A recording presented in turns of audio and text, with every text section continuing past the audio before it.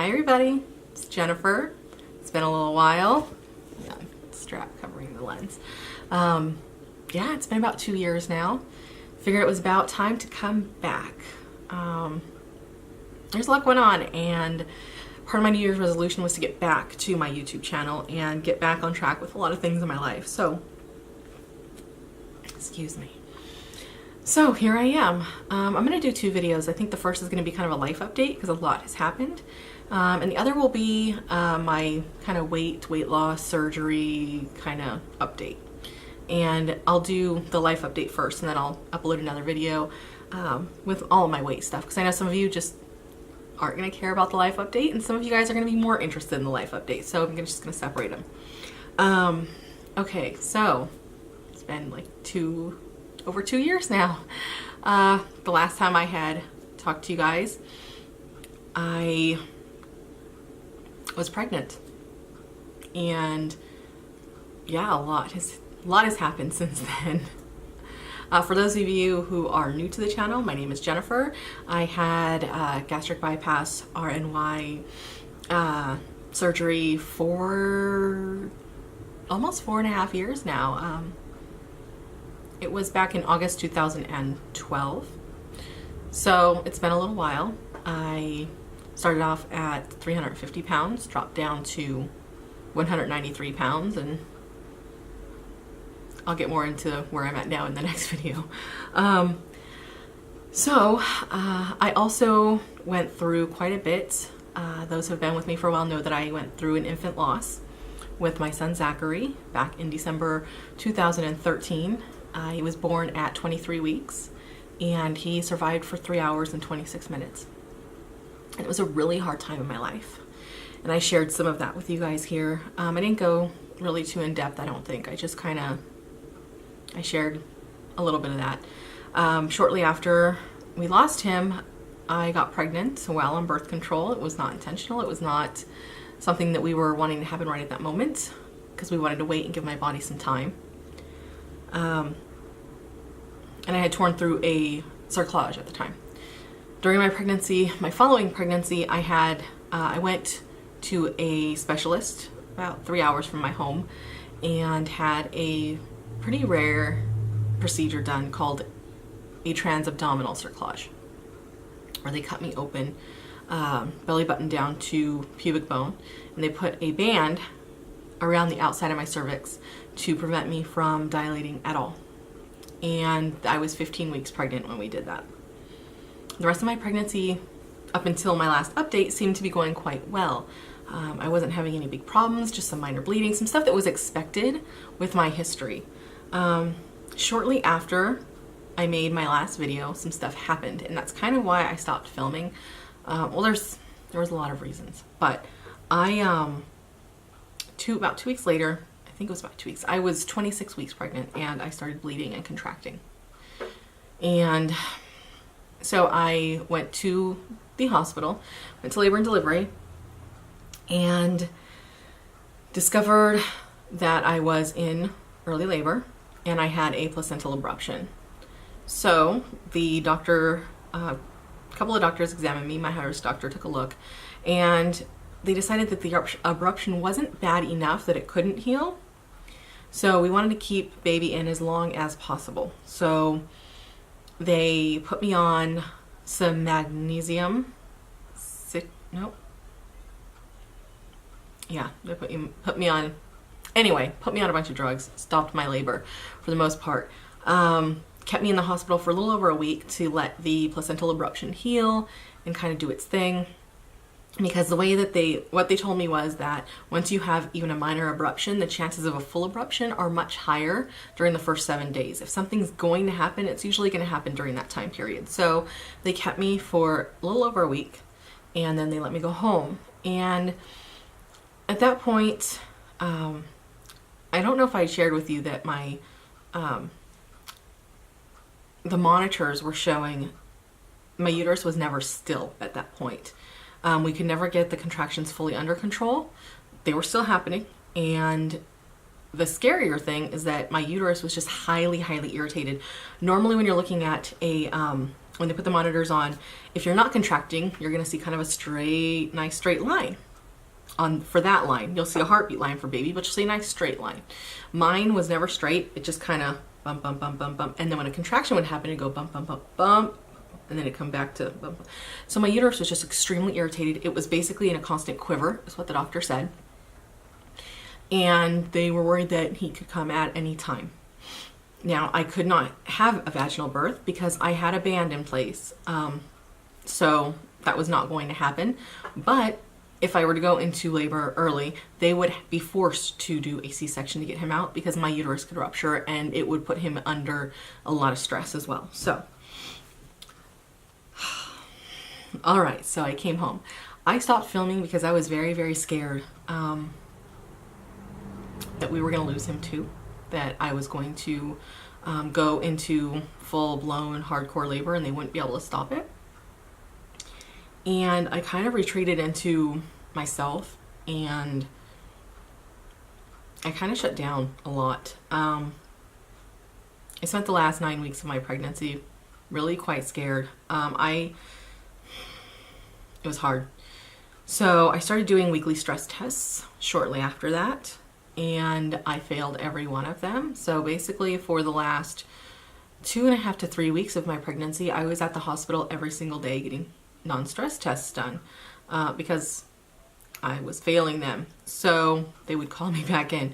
The day that I ended up having my son Dylan, I went in for, it was actually a couple days after Thanksgiving. It was November 29th. I went in, 2014. I went in for my non-stress test as normal.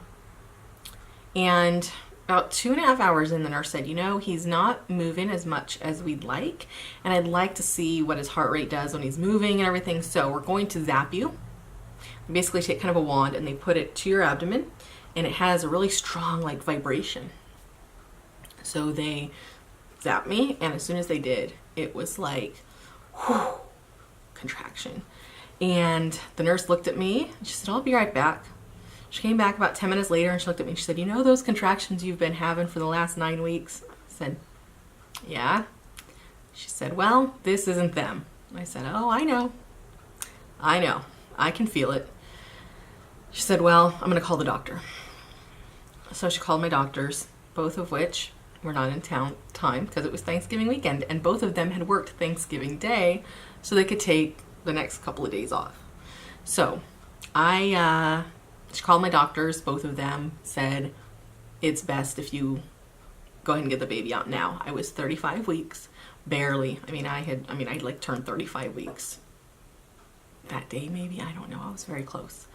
And they felt that they had never wanted me to go past 36 weeks anyway. The plan was to never let me go past 36 because of the procedure I had done and the risks to me and my son. So they ended up coming in and asking me, well, how do you feel about a C-section tonight? As if I had a choice. So that night, my son Dylan was born. He was born 6 pounds, which was good size. Unfortunately, he was born unable to breathe on his own. He, as soon as he was out, they kind of knew something was going on, and they were working on me because I had basically a forward attached placenta. So when they did the C-section, it cut through that, and I was bleeding a lot. So they were working on me, but I was asking, you know, how's my baby, what's going on? And they wouldn't answer me. And finally I said, I will get up off this table. What is going on with my son? Just tell me he's alive. Because after having one child die, you just want reassurance that this one is okay. And finally, one of the nurses who had been really amazing came up and she sat with me. She said, look, this is what's happening. He's not breathing. They're putting him on a ventilator. He's alive. He's all right, but we can't bring him over to you. I said, okay. If he's alive, I'm okay. So they rushed him away. I didn't really get to see him after he was born. I didn't see him till the next day. They wheeled him by me as they left and let me kind of look through the glass at him. And then they took him, and I didn't see him again until about 5 p.m. the next day. when I finally got to see him, he was already off the ventilator. They only had him on the ventilator for about the first 18 hours. They wanted him off quickly because the longer he stayed on, the less chance he had of ever getting off. So they had him on CPAP like all the time, and then eventually moved him to high flow oxygen and then off. Anyway, he spent a little over 2 weeks in the NICU, and then he came home to me. And he's 2 years old now. He turned 2 on November 29th. God, it took me 10 minutes to get that out. Anyway, my son is here. Dylan is a very active, very crazy, very healthy 2-year-old. And he has completed our family. I like to pretend that I had a choice, but we will not be having any more children. We've made sure of that. In theory, the band that I had put in could support another pregnancy, and many women who've had the procedure do that. They go on to have more babies. My particular case was different for a number of reasons, and the chances of something going wrong on a future pregnancy were so high that it wasn't worth it to me. If I were to miscarry during a pregnancy after having that band, they would have to basically do another C-section to end that. And for me, having lost a baby, an infant actually, and then having gone through the very, very hard pregnancy that I did after that, physically it was recommended that I not have more children. And so we had my tubes tied, and I later went on to have an endometrial ablation this year for some serious bleeding issues that I've had for 20 years. I mean, it's nothing new, but my anemia had finally reached a point where I said, you know, I've already had my tubes tied, I'm not having more babies, let's end this. So I had an ablation done back in like May, I think, of last year. So there's no more babies for me. We're done. He's taking a nap right now. We'll see if he wakes up before the end of this. But life is good. Getting ready to head to Lake Tahoe this week for a week's vacation and snowboarding. I haven't snowboarded since before I got pregnant with, I think since before Dylan. I think I did snowboard before I got pregnant with Dylan. I can't guarantee that though.